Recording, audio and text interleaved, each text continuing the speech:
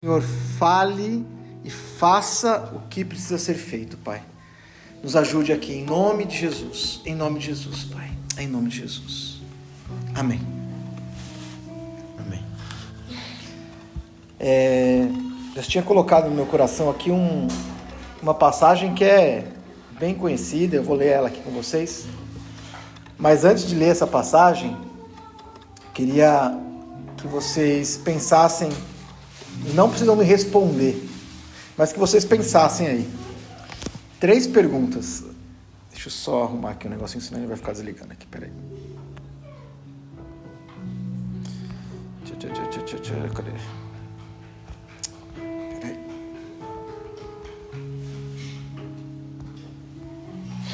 Pronto. 3 perguntas. Não precisam me responder, mas pensem nisso. A primeira é: qual é o tamanho do seu Deus? Segunda é: quanto poder tem o seu Deus? E a terceira, e a mais estranha que possa parecer, é: quem é o seu Deus? Eu juro que não merecia isso. Eu sei que só existe um Deus, mas cada um de nós aqui, nós tivemos experiências e temos experiências que nos levam a Deus. E isso forma em nós uma imagem de Deus, entende? O que eu quero dizer? Deus é único, obviamente. Mas a minha história é totalmente diferente da história do Nicolas. A história da Priscila é totalmente diferente da história da Sabrina. A história da Edna é totalmente diferente da história da Wanda. São histórias totalmente diferentes. Completamente diferentes. E isso, de alguma maneira, em algum momento, Deus nos atraiu a Ele e nós nos achegamos a Ele. As nossas experiências nos levaram a isso. A nossa história nos levou a isso de alguma maneira. Pessoas nos levaram a isso, pessoas diferentes nos levaram a isso. E isso forma em nós uma imagem de Deus. Isso é normal, né? Não estou falando nada de especial aqui. Mas o ponto aqui é que essa imagem que nós temos de Deus, muitas vezes ela não é totalmente real ou totalmente verdadeira. Muitas vezes a gente vem para Deus por causa de uma dor, e aí, sei lá, por uma enfermidade, e pode ter acontecido que Deus tenha curado a gente dessa enfermidade. Então, talvez a nossa mente, nós temos a imagem de um Deus que cura. Sabe, um Deus que é isso, assim, se eu vai chegar a Ele, Ele vai me curar. E amém, não está errado. Talvez a nossa imagem foi uma vez, eu estou dando exemplos aqui aleatórios, talvez não tenha nada a ver com a gente, mas só para vocês entenderem, que, cara, não estava sem dinheiro nenhum, minha vida estava acabada, e eu fui para Jesus e fui restaurado, a minha vida financeira, a minha família. Então talvez a gente tenha uma imagem de um Deus que, se eu me achegar a Ele, Ele me restaura a minha vida financeira. Não está errado. Mas o fato é que Deus não é só isso que muitas vezes a gente pensa, ou muitas vezes aquilo que nos trouxe a Ele. E como que a gente vai entender quem é Deus de verdade? E aí aqui eu abro um grande parênteses, que não é o foco dessa palavra, mas talvez daria para parar aqui. O segredo está na comunhão. O segredo está em a gente estar juntos. O Salmo 133 diz que é bom e agradável que a gente vive em união. Salmo 133, 1. E viver em união faz isso. Faz a gente entender um pouquinho que Deus não é só aquilo que a gente imagina que Ele é. Mas Ele é muitas vezes maior. Muitas vezes melhor. Né? Tem gente que acha que Deus é um Deus carrasco. Por quê? Porque aconteceu alguma coisa na minha vida e Deus está me castigando. E aí quando a gente vai olhar, e quando a gente vai ver, e quando nós olhamos para o nosso lado, na comunhão, a gente vai entender que não. Que isso faz parte de um processo. E a comunhão, às vezes, ela é difícil. Sabe por que a comunhão é difícil? Porque a comunhão nos molda. Por que a comunhão de um casal, às vezes, é tão difícil? Não assim, difícil sei, mas porque a comunhão nos molda. A comunhão faz a gente ver coisas que a gente não queria ver em nós. A comunhão faz a gente ver coisas que a gente não queria ver no outro. Por quê? Porque, poxa, talvez ver o pastor em cima do púlpito é uma coisa, tá lá, né, perfeito, porque vai falar só ali aqueles 30 minutos, 1 hora, sai de lá, você não tem mais contato nenhum. Então a visão que você tem dali é algo, mas aí a visão na comunhão é outro, você fala assim, nossa, mas poxa, ele também erra, poxa, mas ele também faz isso, poxa, mas ele também anda de bicicleta, mas ele também... Essa é a comunhão que nos molda, essa é a comunhão que vai nos mostrar os nossos problemas, mas também vai mostrar o problema do outro. E aí está a mágica da comunhão. Mágica é sacanagem, né? Mas aí está a bênção da comunhão. Sabe por quê? Porque a comunhão vai nos formar. E é por isso que a Bíblia diz, né, no Salmo 133, que é agradável. E aí ele compara, o salmista compara a comunhão como o óleo que foi jogado sobre Arão. Tipo assim, Arão foi ungido sacerdote. Vitalício, assim, ó, tinha que ser a família dele. E o Davi está dizendo assim, olha, a comunhão é tão importante para Deus como a unção que foi derramada sobre Arão. Olha isso. Entende? Mas qual é o segredo disso? O segredo é que a gente precisa se moldar. Né? Através dessas nossas reuniões aqui, desses nossos almoços, que às vezes não são cultos, dessas nossas jantas, que às vezes não são cultos, é que Deus vai formar em nós uma visão melhorada de quem é Ele para nós. E aí talvez hoje a tua resposta do tamanho de Deus, do poder de Deus, de quem é o Deus, seja um. Mas daqui a 1 ano, eu tenho certeza que você vai entender que o tamanho de Deus é muito maior do que você pensou hoje. Que o poder dele é muito maior e muito melhor. E o Deus que você imaginou hoje é um Deus muito melhor, melhorado daquilo que a gente imagina que ele é.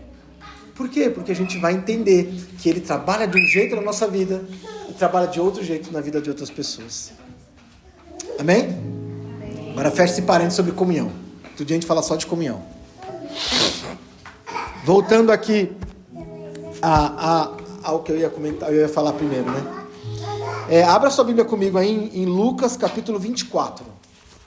Nós vamos ler aqui um pouquinho. Lucas 24, a partir do versículo 13. Evangelho de Lucas, capítulo 24, a partir do 13. Amém? Vamos lá.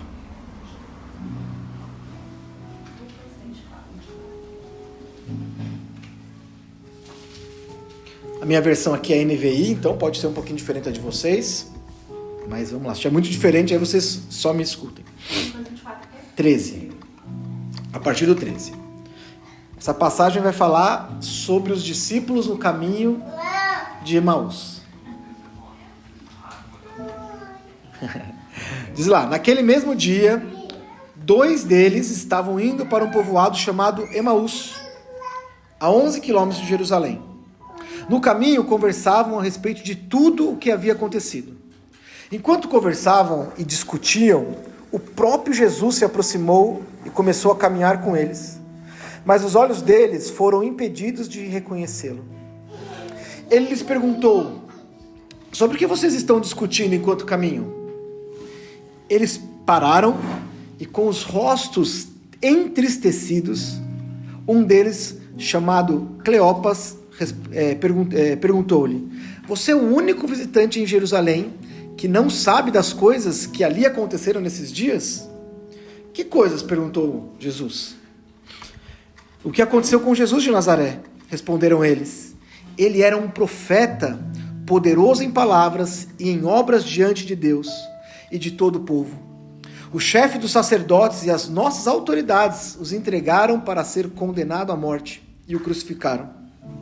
E nós esperávamos que ele era ele que ia trazer a redenção a Israel. E hoje é o 3º dia desde que tudo isso aconteceu. Algumas das mulheres entre nós nos deram um susto hoje. Foram de manhã bem cedo ao sepulcro e não acharam o corpo dele. Voltaram e nos contaram ter tido uma visão de anjos que disseram que ele está vivo. Alguns dos nossos companheiros foram ao sepulcro e encontraram tudo exatamente como as mulheres tinham dito, mas não o viram. ele lhe disse: como vocês custam a entender e como demoram a crer em tudo o que os profetas falaram? Não devia o Cristo sofrer estas coisas para entrar na sua glória? E começando por Moisés e todos os profetas, explicou-lhes o que constava a respeito dele em todas as Escrituras. Ao se aproximarem do povoado para o qual estavam indo, Jesus fez como quem ia adiante. Mas eles insistiram muito com ele: fique conosco, pois a noite já vem. O dia já está quase findando. Então ele entrou para ficar com eles. Quando estava à mesa com eles, tomou o pão, deu graças e partiu e deu a eles. Então os olhos deles foram abertos e os reconheceram. E ele desapareceu da vista deles.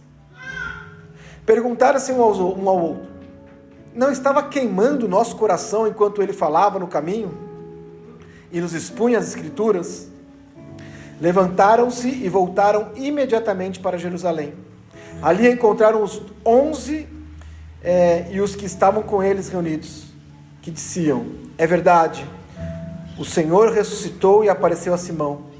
Então os dois contaram o que tinha acontecido no caminho, como Jesus fora reconhecido por eles enquanto partia o pão.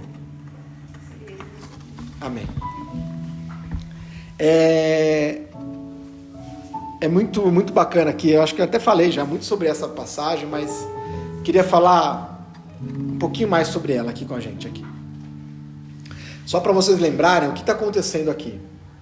Jesus acabou de ser morto, acabou de ser enterrado, né, no sepulcro. Ele já estava lá, já era o terceiro dia. As mulheres já tinham ido lá, visto o sepulcro aberto, sem a pedra, tiveram a visão do anjo que falou para elas: mulheres, ele está vivo, por que vocês estão tristes? E aí elas voltaram, contaram isso para os discípulos. E aí elas contaram para os discípulos, e 2 desses discípulos simplesmente saíram e começaram a caminhar para uma outra cidade, que é exatamente o que nós lemos aqui. E aí eu queria chamar a atenção para algumas coisas aqui, que liga muito às perguntas que eu fiz no começo, né? Quem é Deus? Qual o tamanho do nosso Deus?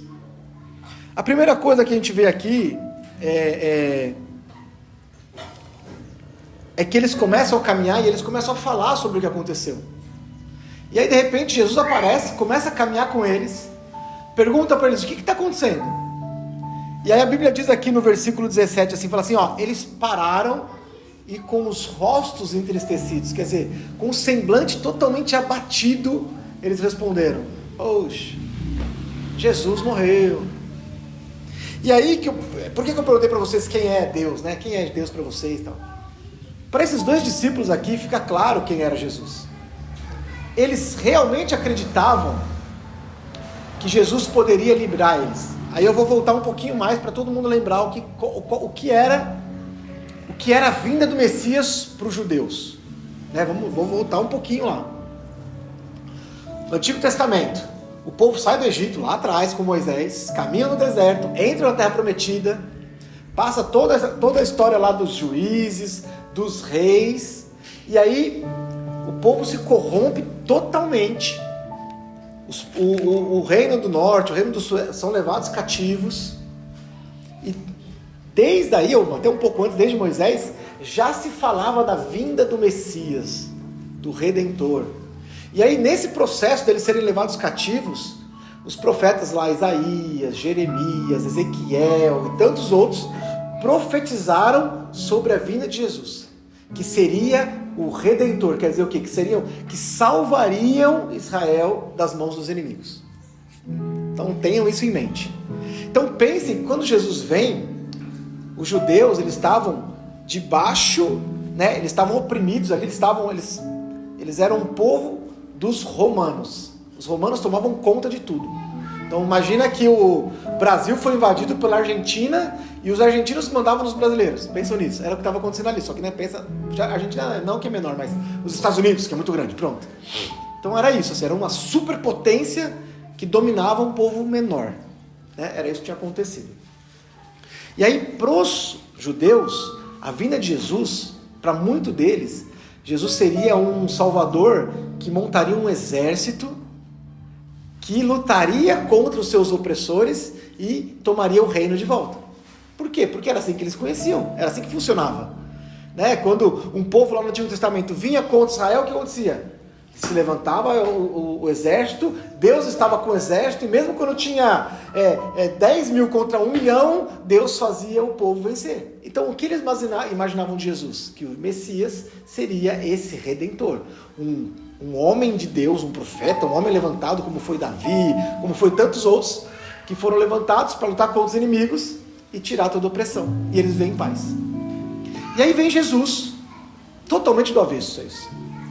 Vem Jesus pregando um evangelho, as boas novas, totalmente diferente disso. Cumprindo a lei, mas falando totalmente diferente do que eles achavam que era Jesus. E aqui está o ponto. Sabe por que muitas vezes a gente anda triste? Sabe por que muitas vezes a gente se decepciona na vida? Porque a gente está esperando alguma coisa que não acontece. Tristeza e decepção é isso. Eu peguei lá, ó. Na psicologia, olha isso. Decepção é um sentimento de insatisfação que surge quando as nossas expectativas não se concretizam. É uma emoção que pode estar relacionada à frustração, desilusão, desapontamento, tristeza, raiva, remorso, humilhação e fracasso. Então, muitas vezes, a nossa limitação em ver Deus, quem é Deus, nos deixa tristes e nos deixa decepcionados. Como estavam exatamente esses dois discípulos aqui. Por quê? Vamos pensar como eles agora. E eles deixam claro aqui no versículo. Eles falam assim, poxa, olha, Jesus era um grande profeta. Já começa aí. Porque ele morreu, então ele não pode ser o Messias. Então a esperança deles acaba ali. Então eles, entre aspas, por favor, rebaixam Jesus a profeta. Entende o que eu quero dizer? Ele era Messias. Não, agora ele já é só um profeta. Por quê? Porque ele fazia milagres. Porque ele era bom. Porque ele falava com Deus. Mas o Messias não podia morrer. Porque o Messias ia levar a gente a vencer os nossos opressores. Entende isso? Então ele fala assim, olha, Jesus era entre linhas, eles estão falando assim, a gente está triste porque a gente está decepcionado. A gente esperava que Jesus era o Messias. Jesus era bom. Ele era um grande profeta, mas ele não era o Messias. É isso que eles estão dizendo aqui, porque a visão deles estava limitada. Eles tinham olhado, eles tinham vivido com Jesus. Esses discípulos aqui, gente, não eram qualquer discípulos. Não eram pessoas que passaram por Jesus e foram embora. Esses discípulos viviam com Jesus. Além dos 12 apóstolos que Jesus levantou, né, os discípulos mais próximos, ele tinha mais 70, tinha mais 100, tinha mais vários que andavam, caminhavam com ele. As mulheres, por exemplo, lá que andavam, e a gente sabe que eram fundamentais no ministério de Jesus, não estavam contando com os 12, mas estavam ali no meio. E esses dois aqui também eram ali. Porque senão Jesus... O Lucas já falou assim, olha, 2 ali que andaram ali, sabe, que viram, não, 2 discípulos, que conheciam, que seguiam o mestre. A visão deles estava deturpada. E o ponto aqui, que falou muito forte comigo de manhãzinha aqui, assim, foi isso, assim. Muitas vezes nós andamos com Jesus, nós somos discípulos de Jesus, caminhamos com Ele. Não somos desconhecidos, meros conhecedores. Não, nós caminhamos com eles. Mas a nossa visão está deturpada. Quem é Jesus? E aí, qualquer situação que acontece, nos tira do centro. Nos traz tristeza e nos traz decepção. E muitas vezes a gente não fala com a nossa boca que a nossa decepção é com Jesus, mas ela é com Jesus. Porque a gente fala, poxa, eu sigo a Jesus. Poxa, mas a minha casa é Jesus, como é que isso pode acontecer? O que a gente está dizendo é, estou decepcionado com Jesus. Da mesma maneira que esses discípulos não falaram com essas palavras, mas eles deixaram claro isso. Entende? Puxa, Jesus morreu. Ele era um grande profeta. Acabou, já não está falando que ele era o Messias. Porque eles só seguiam Jesus porque ele era o Messias. Agora ele era um grande profeta. E aí ele falava assim, olha, no versículo 21, nós esperávamos que ele traria redenção a Israel. Quer dizer, Nós esperávamos que ele seria o grande líder, que pegaria em armas, que lutaria contra Roma e nós seríamos livres. O que a gente espera de Jesus? Será que a gente está preparado? Ou será que a gente está disposto e dispostos aqui a colocar o que a gente espera de Jesus?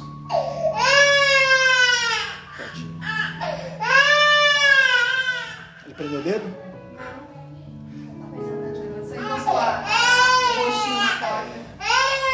Meu amor. Tudo bem. Será que a gente está disposto a... Pode ficar, relaxa. Tudo bem. Será que a gente está disposto a abrir mão daquilo que a gente acha que é Deus na nossa vida, para que Ele possa se revelar para nós? Olha só, Jesus estava aqui com 2 discípulos e Jesus queria se revelar para eles, mas eles estavam tão decepcionados e tristes a ponto de não verem mais Jesus. Jesus estava ressurreto aqui. Jesus estava transfigurado aqui. Jesus estava falando assim: olha o meu poder, vocês são praticamente os primeiros que estão me vendo. Praticamente não, os primeiros que estão me vendo aqui. Vocês estão, sabe assim, eu estou me revelando um ser glorioso, só que vocês estão limitados naquilo que vocês ainda acham que eu sou. E aí de novo eu volto na pergunta, né? Quem é Deus? Quem é Jesus para nós? Se a gente se limitar para aquilo que a gente acha que é Jesus, a gente não vai viver o sobrenatural dele. A gente nem vai ver ele. Olha isso. A gente não vai conseguir enxergar a grandeza dele. E talvez Deus esteja nos se revelando a nós de tantas maneiras, e a gente está limitado somente naquilo que a gente aprendeu um dia, somente naquilo que a gente acha. E Jesus está na nossa frente falando: e aí? E aí?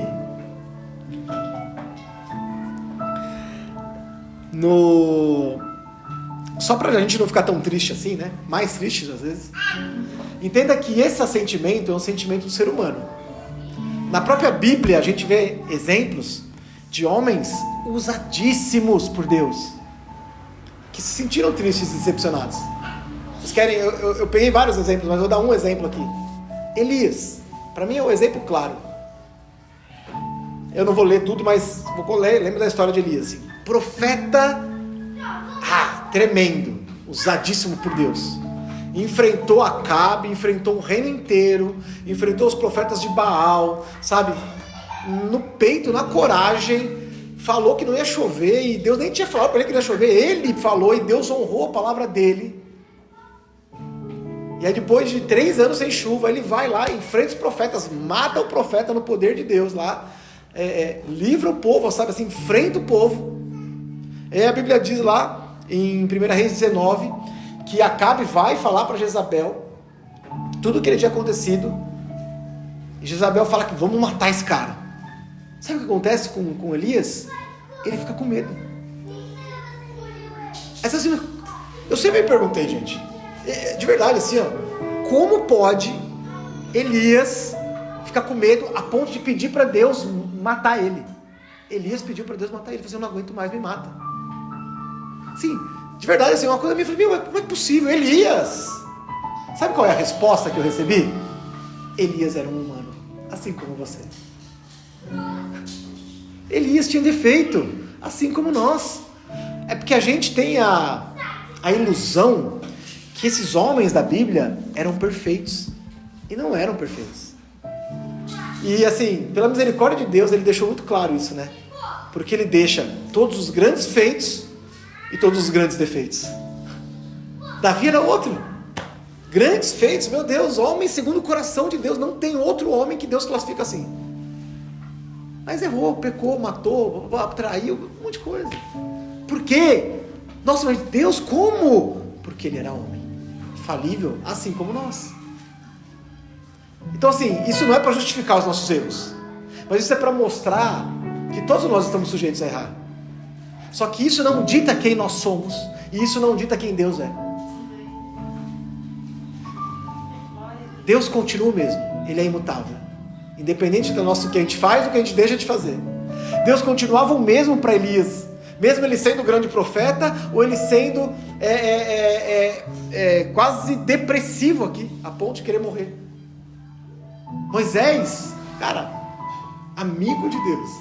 Deus falava face a face com Moisés. Tem coisa assim, mais surpreendente que isso.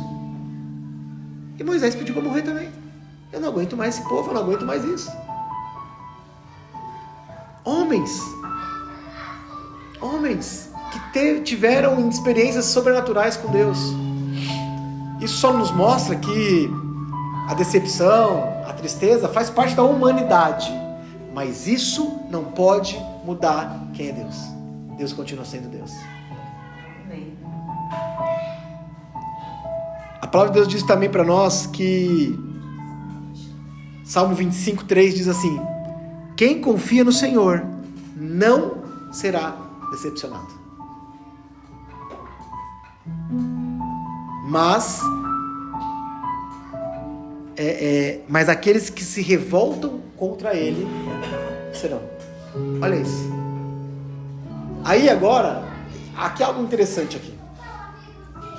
Baseado nisso daqui, vamos pensar o seguinte: se eu me decepciono com Deus, é porque de alguma maneira eu me revoltei contra Deus. Quem confia não fica decepcionado, mas quem se revolta fica. É isso que está sendo falado aqui. Então toda vez que eu permito que a decepção entre no meu coração, eu estou me revoltando contra Deus. O que eu quero dizer com isso? Eu estou não declarando com a minha boca, mas com o meu sentimento, que eu não confio em Deus, que Deus não é poderoso o suficiente para fazer tudo o que Ele tem que fazer. Salmo 34 diz lá: os que olham para Deus não se decepcionarão. Mais uma coisa, a gente se decepciona porque a gente tira os olhos de Deus. A gente se decepciona, a gente fica entristecido porque as situações nos tiram o foco. De novo, gente, acontece. Vou dar mais um exemplo aqui. Lembra de Pedro andando sobre as águas? Eu acho que Pedro foi o cara mais sensacional, porque foi o único que teve coragem de andar. Ninguém teve. Mas porque a situação estava, o vento estava forte, ele tirou os olhos de Jesus. E aí ele começa a afundar. Então, o ponto aqui é, toda vez que a gente começar a ficar triste, toda vez que a gente começar a ficar frustrado com alguma coisa, lembra, precisamos voltar a olhar para Jesus. A gente tem que falar assim: peraí, me desviei o foco aqui. Desviei meu foco de Jesus. Preciso voltar a olhar para Jesus. Eu estou triste, eu estou decepcionado porque eu tirei os olhos de Jesus. Jesus me perdoa, porque no meu coração, de alguma maneira, entrou uma revolta aqui. De alguma maneira, eu permiti que quem eu achava, o que eu achava que o Senhor tinha que fazer, e o Senhor não fez, me trouxe uma revolta no coração. Voltando lá para Emaús, lá para os discípulos, foi isso que aconteceu. Eu estou triste, eu estou decepcionado, porque eu queria que Jesus pegasse lá uma espada e matasse César, e aí a gente fosse liberto de Roma. Eu estou decepcionado, porque Jesus não fez isso. Gente, e de verdade nós não somos diferentes disso. Entende? A gente olha e fala: nossa, como é que pode? Jesus estava andando com eles. Jesus está andando com a gente todo dia. A palavra de Deus diz em Lamentações que a misericórdia deles se renova toda manhã. Eu até anotei aqui. Lamentações capítulo 3, versículo 21 e 22. Vocês têm que anotar, anota e grifa isso assim no celular, na Bíblia de vocês. Lamentações 3, 21 e 22. Quero trazer à memória o que me dá esperança. As misericórdias do Senhor são a causa de não sermos consumidos, porque as suas misericórdias não têm fim, elas se renovam toda manhã. A misericórdia do Senhor se renova toda manhã. A gente não é consumido porque Ele é misericordioso. E aí Jeremias traz aqui a primeira coisa, que é: quero trazer à memória que me dá esperança. Sabe, então quando a gente se sente triste, desencorajado, a gente precisa começar a trazer à memória o que traz esperança. O que nos traz a esperança? Jesus dá essa receita aqui também, nesse caminho de Emaús aqui. A palavra dele nos traz esperança. Sabe o que Jesus faz para aqueles discípulos? Ele começa a recitar a palavra. Ele começa lá, aqui diz aqui no versículo 26. Não devia o Cristo sofrer essas coisas para entrar na sua glória? E começando por Moisés e todos os profetas, explicou-lhes o que constava a respeito de Jesus em todas as Escrituras. Olha só, o que nos traz esperança? O que faz queimar o nosso coração? É a palavra de Deus. Sabe, então, quando a gente começar a ficar meio triste, meio fora do foco, meio... volta para a palavra de Deus. Volta para esse versículo aqui de Lamentações, dizendo assim: eu vou trazer à minha memória, ao meu coração, aquilo que me traz esperança. O que me traz esperança é a palavra do Senhor. São as promessas que estão aqui. São tudo que aconteceu aqui. Tudo que Jesus já fez está escrito nessa palavra. E começa a recitar isso. Sabe o que vai acontecer? Nosso coração vai começar a queimar de novo. Está escrito aqui, ó, no final do versículo 32, os discípulos falando assim, perguntaram um ao outro: não estava queimando no nosso coração enquanto ele falava no caminho? Olha isso.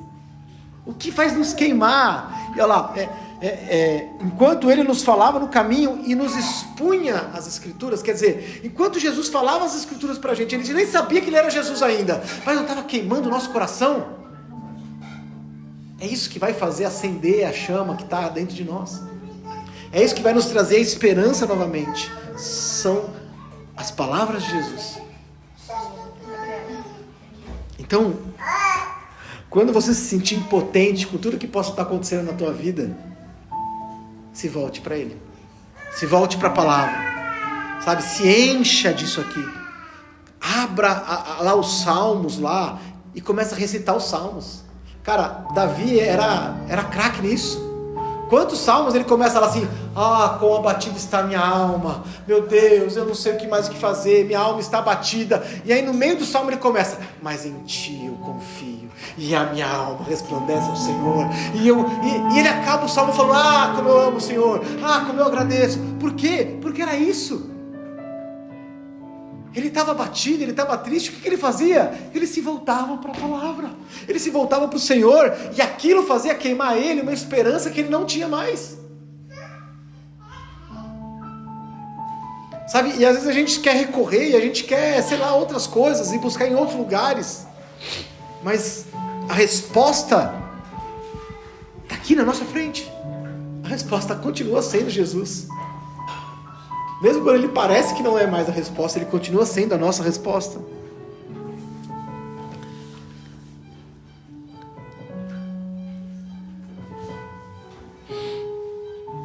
Salmo 42:1 diz assim: assim como a corça anseia pelas águas, a minha alma anseia por ti, ó Deus. A nossa alma, mesmo a gente não sabendo, ela anseia por Cristo, sabe? Aquele Espírito que foi soprado em nós quando nós nascemos, ele precisa ser ligado ao Pai. Ele só vem do alto, assim. Não existe outra coisa que nos dê fôlego de vida. O fôlego de vida vem dele. E é por isso que a nossa alma, mesmo a gente não entendendo, mesmo o mundo não sabendo o que precisa, eles precisam de Jesus. A gente sabe disso. Mas às vezes, olha só, a gente se esquece disso, mesmo sendo discípulos de Jesus. A gente se esquece que a gente só precisa dele. E aí, vem o final disso tudo, né?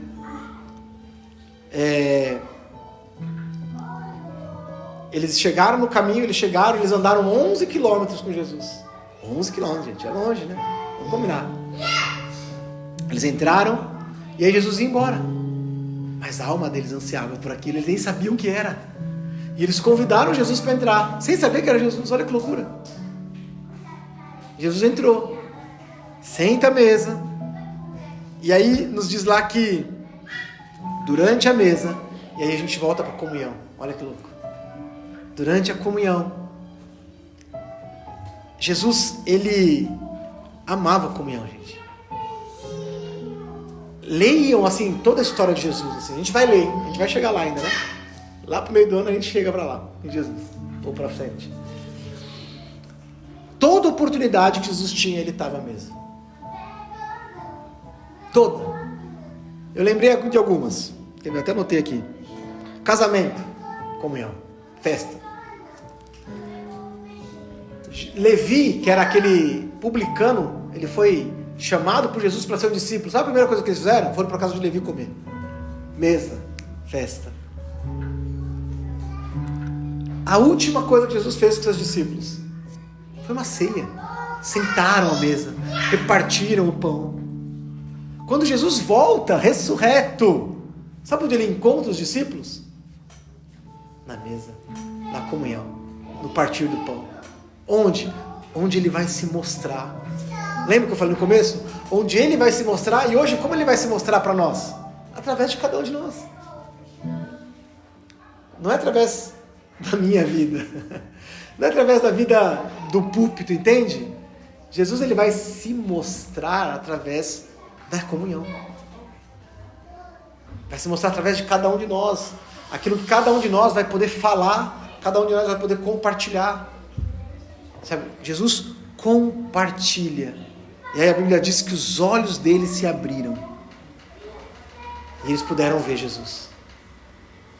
Sabe? Tudo aquilo que eles esperavam, tudo aquilo que eles aguardavam de Jesus, eles tiveram uma visão de um Jesus totalmente diferente daquilo que eles imaginavam.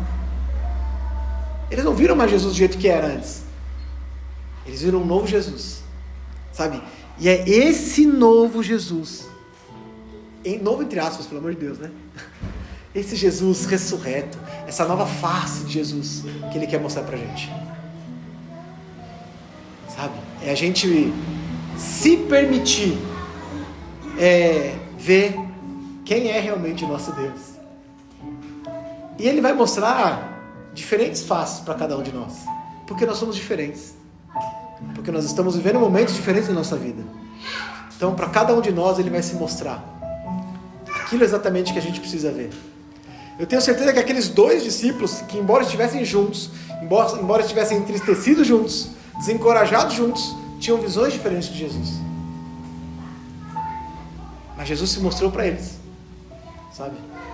E sabe qual é o último passo depois que nós somos restaurados a nossa visão de Jesus? É a gente compartilhar isso. A gente vai estar cheio de Jesus. Não mais o Jesus do pastor, não mais o Jesus daquela pessoa, não mais o Jesus lá do camarada do YouTube, mas o meu Jesus. Jesus que vive em mim, que se revelou a mim. Não Jesus que revelou para o teu filho, nem para a tua filha, mas Jesus que revelou para você, para você, para você, para mim, para os nossos filhos. É esse Jesus que vai fazer a diferença. E esse Jesus vai encher a nossa vida de tal maneira que nós seremos discípulos dele. E os discípulos, sabe o que fazem? Pregam, falam de Jesus. Para onde vão? Eu vi Jesus, eu conheço Jesus, eu estive com Jesus, eu compartilhei, ele compartilhou comigo o pão, a palavra, a revelação, e ele falou assim comigo. Ele se mostrou para mim hoje, de manhã, na minha mesa, sabe? Não vai ser aqui vai ser um momento de a gente se reunir e compartilhar.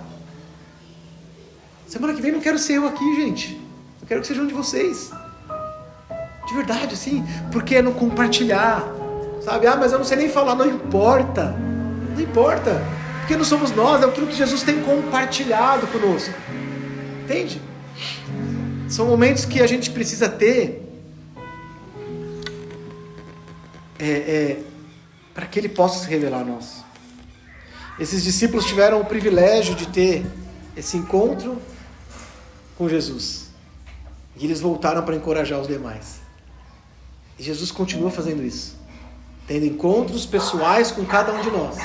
Para que a gente encoraje um ao outro. Na comunhão. Olha que loucura. Olha como as coisas se ligam totalmente.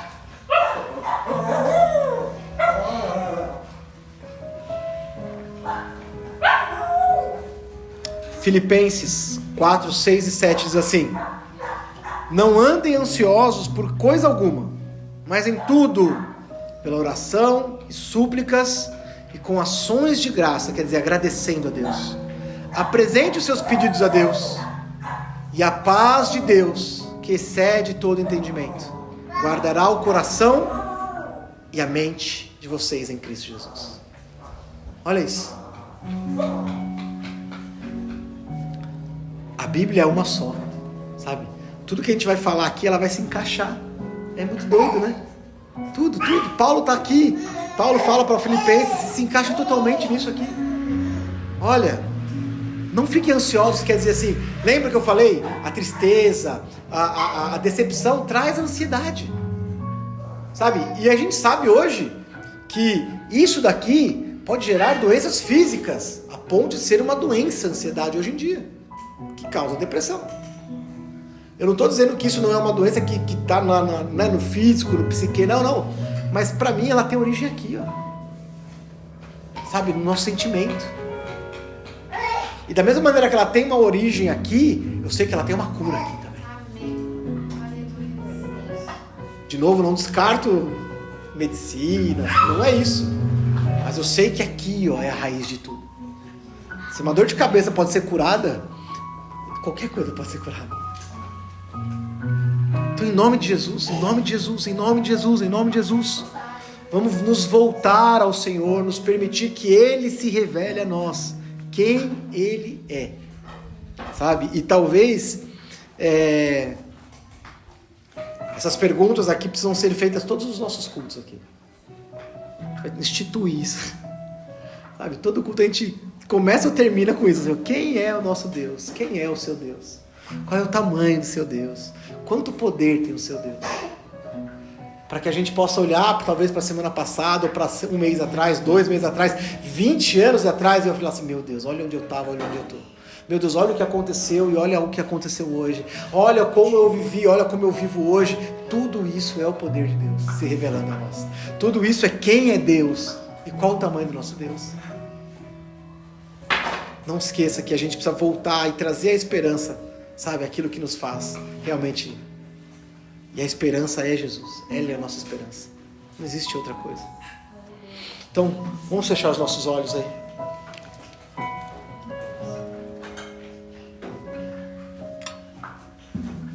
Feche os olhos e comece a falar com Deus. Comece a dizer para Ele palavras assim, sabe? Palavras para Ele. Comece a falar o que você está sentindo. Você já experimentou falar o que você está sentindo? Às vezes a gente tem medo, vergonha de falar para Deus o que a gente sente. Não existe problema nenhum em falar, Jesus, eu estou decepcionado, eu estou triste, porque eu esperava alguma coisa e não aconteceu. Porque, sei lá, a vida tomou um caminho que não sei se era isso. Mas fala para Ele. E eu tenho certeza que Ele vai falar no teu coração. Ele vai trazer a paz.